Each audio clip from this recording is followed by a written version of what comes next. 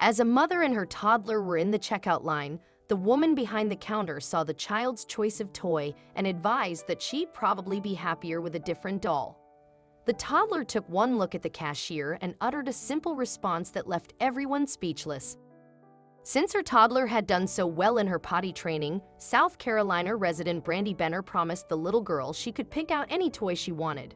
The mother and daughter headed to their local Target and scanned the toy section. That's where 2-year-old Sophia spotted the item she wanted. The toddler immediately picked out a doll that reminded her of a favorite character from the children's television show Doc McStuffins, complete with a white coat and stethoscope. Having made her final decision, the pair started toward the front. However, when they reached the checkout line, Benner says things took a bizarre turn. The mother told CNN that once they started checking out, the cashier inundated Sophia with a series of questions concerning her choice of toy. First, Benner says the clerk asked the child if she had picked out the doll for a friend's birthday present.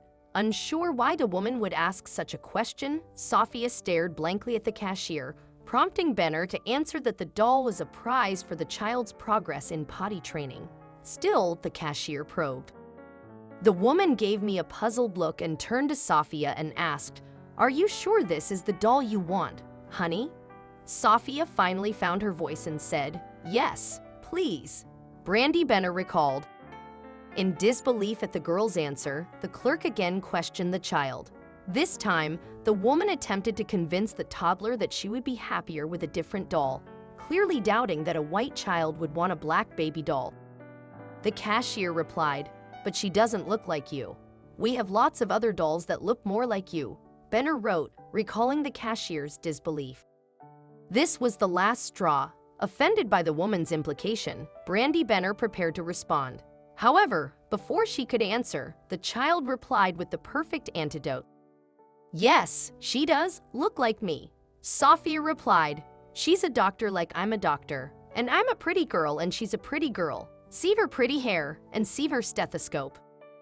Benner says that the cashier was left speechless, able only to reply, "Oh, that's nice." The innocence and simplicity of Sophia's response were enough to satisfy the interrogation and diffuse the tension. Plus, the toddler's medical vocabulary, which her mother credits to the children's show Doc McStuffins, was also impressive. Brandy Benner was exceedingly proud of her daughter's answer. However, she knows that such an inquisition might not go over as well with others. If she was another child, that could have discouraged her, Benner said. Benner explained that she wants her children to grow up without the burden that prejudices bring.